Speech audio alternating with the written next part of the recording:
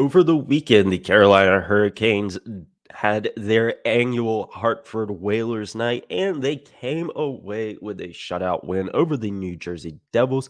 Find out what happened in that game, who are the standout performers, and what is up in the week ahead for the Hurricanes in this episode of Locked On Hurricanes.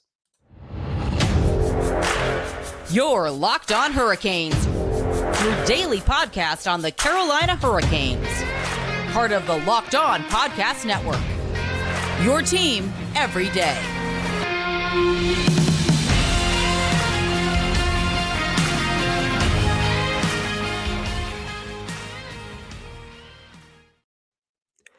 Hey there, Caniacs. I'm your host, Jared Ellis, and you are listening to Locked On Hurricanes on the Locked On Podcast Network, your team every day. And as always, thank you for making Locked On Hurricanes your first listen of this Monday morning.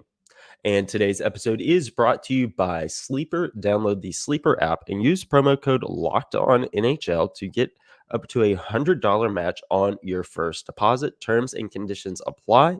See Sleeper's terms of use for details. Now, the Carolina Hurricanes had their annual Hartford Whalers night over the weekend.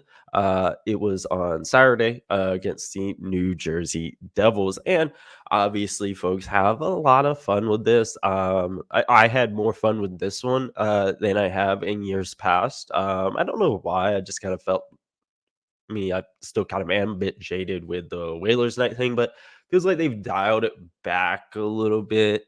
And so, that's nice. And I really liked the branding and stuff they did online with it this year. I like kind of the throwback filter they put on their pictures. Obviously, they wore the Cooperalls or the pants. They wore those for warm-ups. I know a lot of people really like that. And that's the thing, with that, they did something different. It just kind of felt like the same thing year after year after year. They did something different this year, and that was really fun.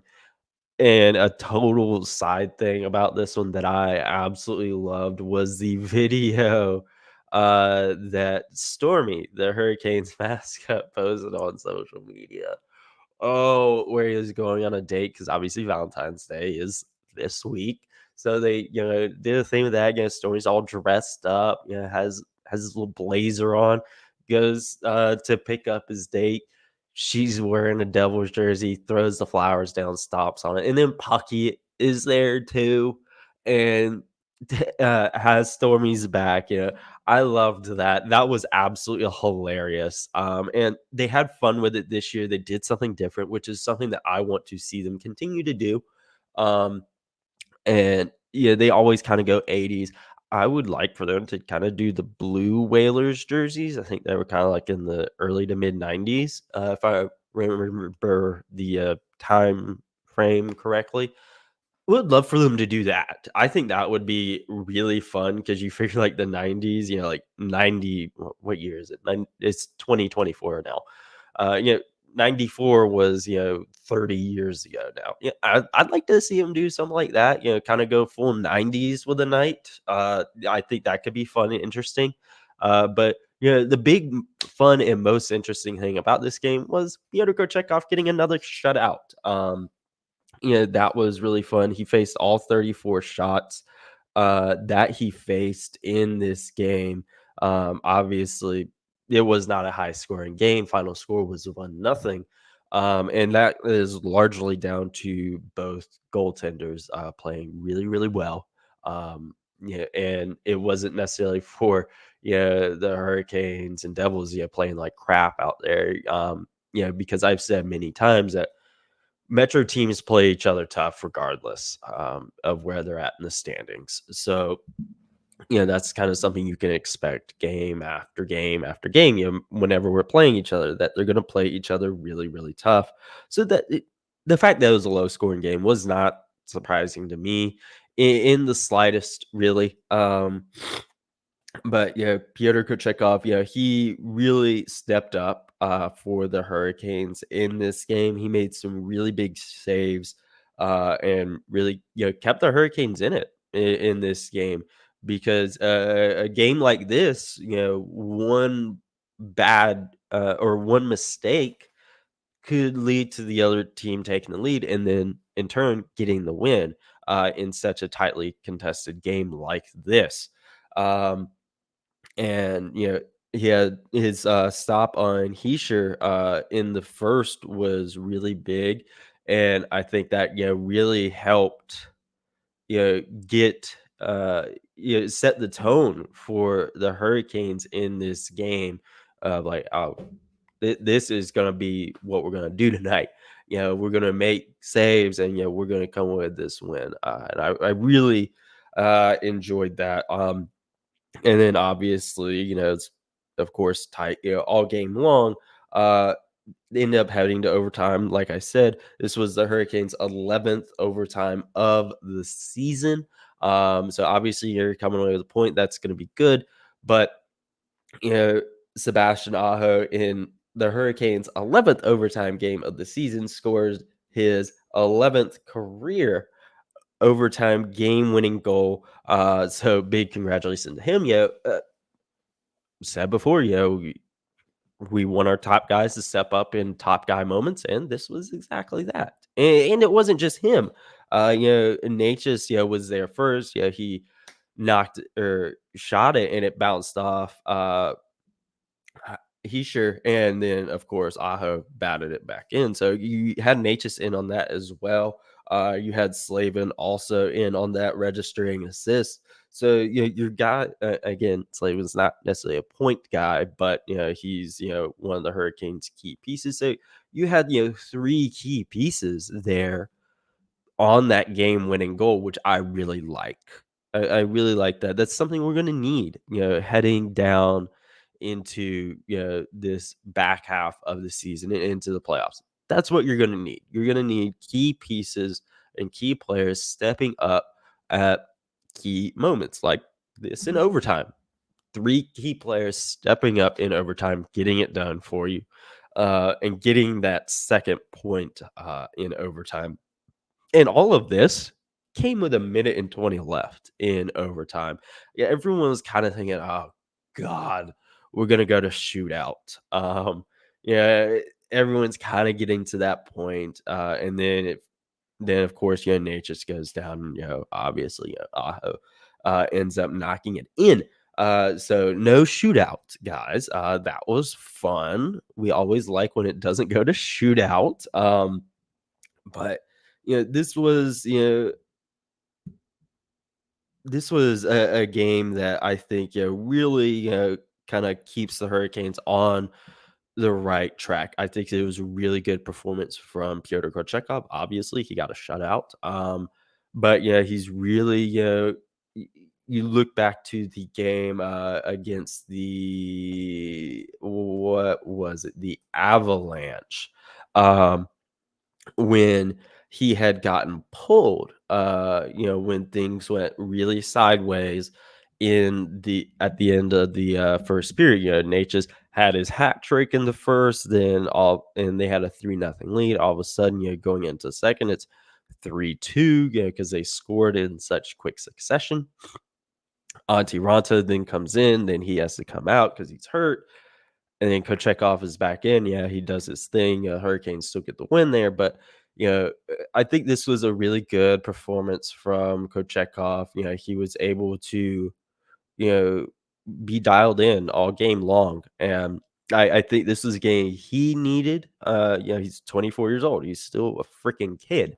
Yeah, he's just out of college age. Um, so, I think that was good for him, a good bounce back performance from him. You figure he's probably going to be the Canes number one going forward for this next little bit. We'll get into that later on in the episode, but I think it was a good performance from him. I really like it. I'm excited to see what happens next with that, to see how he can continue to build off of this game, and to an extent, how he came back in that Avs game as well, continuing to build off of that. I think it was a really good bounce back performance from him. But like I said, Sebastian Aho won it in overtime for the Hurricanes, his 11th career game-winning goal. Love that for him. But the Hurricanes penalty kill was really working in this game against the Devils, and we will dive into the Hurricanes penalty kill as well as the stars of the game right after this quick break, folks. Now, folks, it is, of course, that time of the year. It's the halfway point of the season. And Canes fans, yeah, the Hurricanes, they really bounced back from where they were at the start of the season. And regardless of where we are in the current standings, I want to remind you that you could win big by playing daily fantasy hockey on Sleeper, the official daily fantasy app of the Locked On NHL Network. Sleeper is our number one choice for daily fantasy sports and especially daily fantasy hockey because with Sleeper, you can win 100 times your cash in daily fantasy hockey contests. Now, you know, you can be asking yourself, oh, what players, would you take this week to win 100 times money? What do you know, what do your friends think? You can get so many. There's so many options here. With the Hurricanes. We talked about Sebastian Aho in this last game. We talked about Pyotr Kochetkov in this last game. Marty Necas has been on a tear. You look at all of these guys on the Hurricanes. There's so many options. And of course, you aren't just limited to the Hurricanes either. Nathan McKinnon just went off the last night. So the options are endless there for you folks. And fans can also play daily fantasy, NFL, NBA, MLB, college football on Sleeper. So again, you're not just limited to hockey. The options, again, are endless. All you have to do is pick whether studs like Sebastian Aho, Pyotr Kochetkov, Marty Necas will record more or less their sleeper projections for things like goals, assists, saves, plus minuses in any given game. And entries can be made in under a minute. To win 100 times bet on Sleeper, you need to correctly predict the outcome of 8 player stats. You heard me, Canes fans. You can win 100 times your money playing daily fantasy hockey with Sleeper. So start paying attention and nail your picks so you can start winning big, folks. Use promo code Locked On NHL and you'll get up to $100 match on your first deposit. Terms and conditions apply. That's code Locked On NHL, LOCKEDON NHL. See Sleeper's terms of use for details and locational availability. Now, folks, diving back into the game, the Hurricanes penalty kill really went to work in this game. They they had their work cut out for them as they ended up going on the kill 4 times in this game, and they killed off all 4 of them. Whatever Tim Gleason is doing with these penalty killing units is working. They are still number one in the NHL since December 1st, operating at 91% success rate.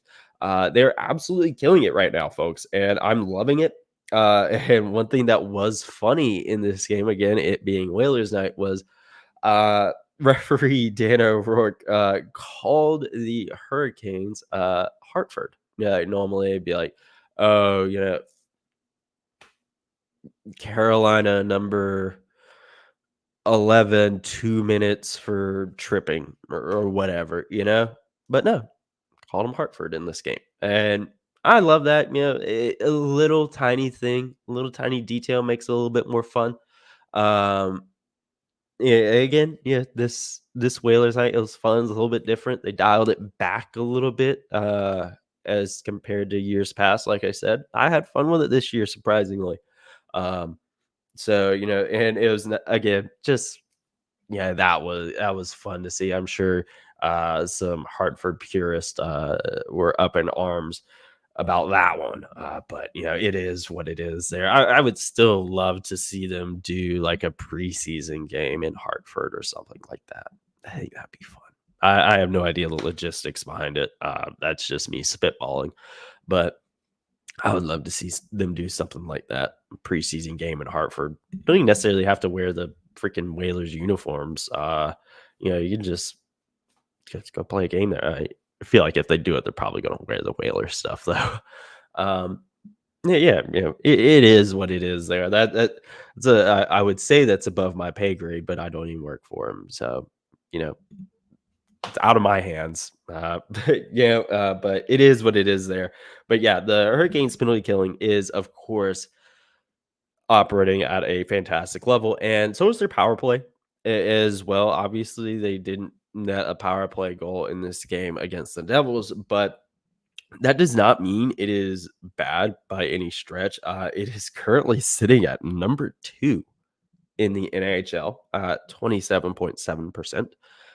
Loving that there is compared to where it's been this season of how bad it had been for it to have climbed back up to be at a number 2 in the league. That's great. And of course, penalty killing, like I said, it's been number 1 since December 1st, but as a whole on the season, it is number 4 in the NHL, operating at 84.2%. So both of your special teams units are top 5 in the NHL. And I do think that is going to be really key for them to continue to maintain that heading into this back half of the season and into the playoffs. That's going to be really important, especially come playoff time, to be able to capitalize on those chances, in the playoffs, when you get a power play, being able to go down there and capitalize on it, or you're on the kill and being able to stay strong. That's going to be really important. I would, like I said, whatever Tim Gleason is doing with the penalty killing, do not change a freaking thing because it is working wonders out there right now. So yeah, with that, yeah, and we'll see what else happens between now and playoff time, of course. But talking about the stars of the game, these are kind of obvious. With it being the game that it was, Brady Shea got the official third star. Okay, fine. I personally, my third star, I went with Marty Natchez. He was the one who, again, like I mentioned earlier, originally went down there for that game-winning goal. Bounce off Vanacek. Aho got it, of course. So he had an assist on that. He's also had 4 points in his last 2 games and 9 points in his last 8. So Natchez is on a tear right now. And I'm loving that. Aho, again, game-winning goal in overtime. Kind of obvious there. He's also on a 3-game point streak. So loving that for him as well. Honorable mention being Jacob Slavin, also assist on that goal. And he's also had assists in back-to-back games, which, being a guy that isn't a points guy, I like that for him. And really no surprise at all, being Pyotr Kochetkov being the first star of the game for myself, and the official one, Aho, was the official second star. 34 saves. I mean, you pitch a shutout, you're probably going to get the first star from me. And most of the time, just in general, you're going to get the first star. But yeah, no surprise there at all. Of course, he's the first star. He played a fantastic game. Why wouldn't he get the first star? But like I said, I really want to see how Kochetkov can follow this up. That's going to be really important for me. And we will look ahead at the week ahead for the Hurricanes. In the Hurricanes forecast, we finally have a name for the week ahead, and that is the Hurricanes forecast. And we will dive into that right after this quick break, folks. Now, folks, it is time. The wait is almost over. North Carolina. FanDuel, America's #1 sportsbook, is coming to our state. On March 11th, you'll finally be able to bet on all of your favorite teams in all of your favorite sports. With FanDuel, there's tons of ways to get in on the action. You can bet on everything from the money line to over-unders to which team will win this year's Tobacco Road rivalry. Will it be UNC? Will it be Duke? Who knows? If you're from here, you know just how big of a deal that game is. And all on an app that's safe, secure, and super easy to use. Plus, with live betting, you can even pick which player will put up the next bucket, all and the one after that, folks. I am super, super excited for this. I've been waiting for it. I've been waiting for it for so long now. So I'm excited. So see for yourself why FanDuel is America's #1 sportsbook. So just go to fanduel.com/locked on so you can be the first to know when FanDuel goes live in North Carolina. That's fanduel.com/locked on. Make every moment more with FanDuel.